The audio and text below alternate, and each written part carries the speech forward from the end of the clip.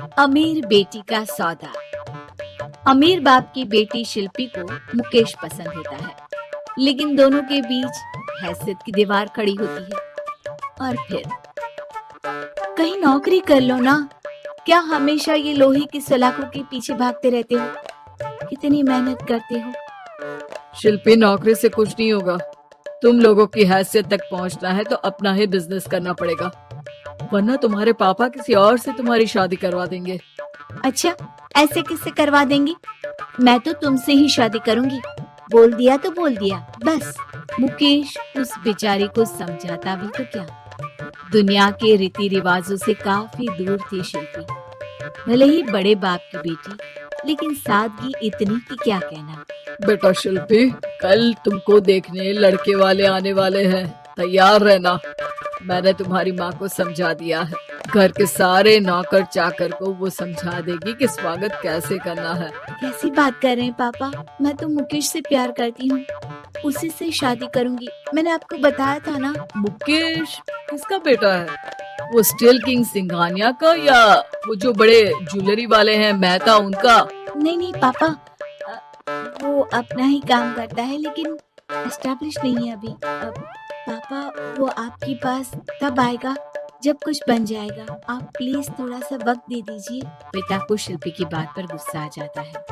वो उससे कुछ नहीं कहते और शिल्पी की माँ के पास जाते हैं। ये संस्कार देकर बड़ा किया तुमने शिल्पी को, और कैसे मैं किसी भिखारी के साथ उसकी शादी कर दूं? कौन है ये मुकेश? मैं जानती हूँ, बड़ा ही होनहार लड़का है। शिल्पी से बहुत प्यार करता है और शादी करना चाहता है।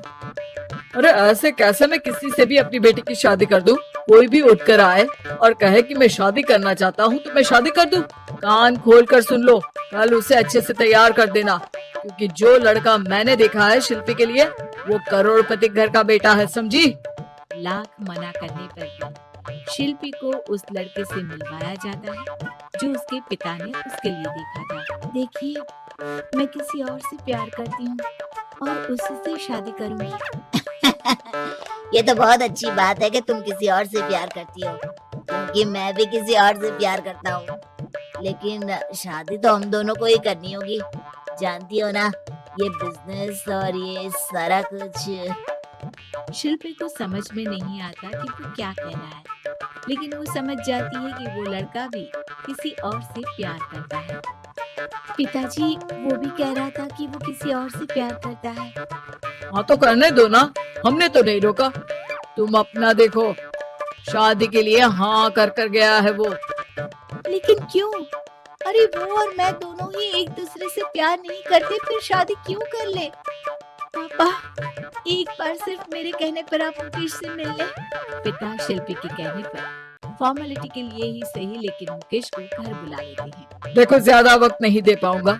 ये बताओ कि शादी के बाद कहाँ रखोगे उसे? 2 कमरे के मकान में? नहीं सर, मैंने 2 साल के बाद का सारा प्लान कर लिया है। मैंने आयरन इंडस्ट्री खड़ी करने के लिए पूरा ब्लूप्रिंट तैयार किया है। मेरी खुद की जगह है दादाजी की, बस थोड़ा फंड का अरेंजमेंट हो जाता तो काम शुरू कर देता। अच्छा, मतलब तुम यहाँ फंड रेज करने आए हो? मुकेश समझ जाता है कि उसके पिता शिल्पी की शादी उससे कराने के मूड में नहीं है। फंड आप कभी दे भी नहीं पाएंगे मुझे तो सिर्फ शिल्पी चाहिए। मैं उसके बिना नहीं रह सकता सर।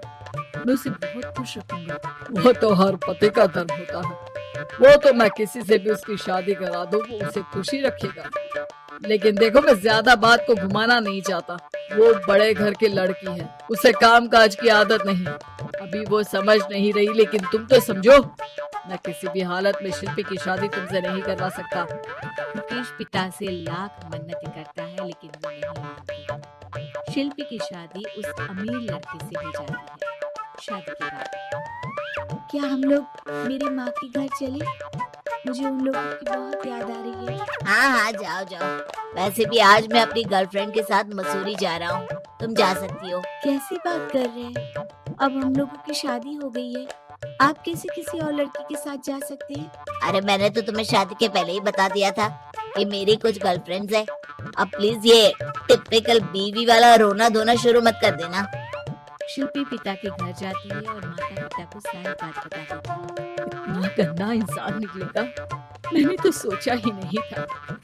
अरे क्यों कराई मेरी फूल जैसी बेटी की शादी ऐसे घर में।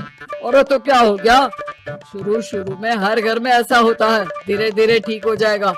और वैसे भी उन लोगों के साथ हम लोगों की एक बड़ी डील फाइनल हुई है, समझी। उन लोगों से रिश्ता बना कर रखो, तभी पैसों की बारिश होगी। पापा, अब समझ में आया कि आपने मेरे साथ ऐसा क्यों किया।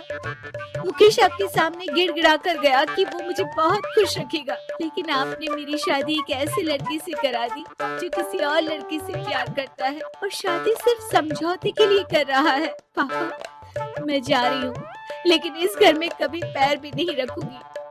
आपने मुझे सामान की तरह इस्तेमाल किया। माँ शिल्पी को बहुत रोकती है, लेकिन वो एक नहीं सुनती।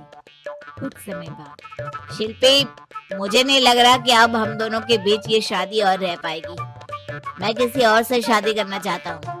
वैसे तुम परेशान मत हो ना, तुम्हारे पापा के साथ हम लोगों की डील जो चल रही है ना, वो नहीं रुकेगी। कि तुम बहुत अच्छी लड़की हो। ठीक है, मैं जा रही हूँ तलाक के पेपर में साइन करके, लेकिन एक शर्त है, मैं कहाँ गई ये बात मेरे पिता तक नहीं पहुँचनी चाहिए। शिल्पी घर छोड़कर चली जाती है। वो एक नौकरी करती है और अपना जीवन खुद संभालती है। लेकिन एक दिन शिल्पी जी, आपसे मालिक मिलना चाहते हैं। मुझसे क्यों? शिल्पी मालिक के कमरे में जाती है, जहाँ सामने मुकेश होता है।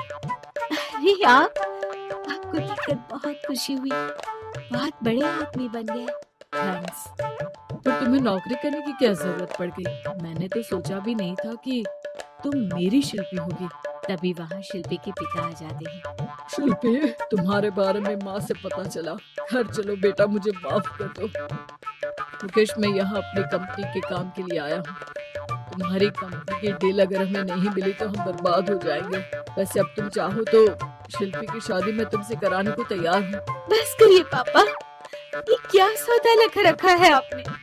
जिस कंपनी से आपकी डील हो, अपनी बेटी की शादी उसी के घर करा देते हैं। शिल्पी मुकेश से माफी मांगती है और वहाँ से जाने लगती है कि मुकेश उसे रोक लेता है। रुको शिल्पी, ये सब कुछ तुम्हारे लिए है। ये कंपनी, ये नाम सिर्फ तुमसे शादी करने के लिए ही खड़ा किया था। मैं आज भी तुमसे बहुत प्यार करता हूँ।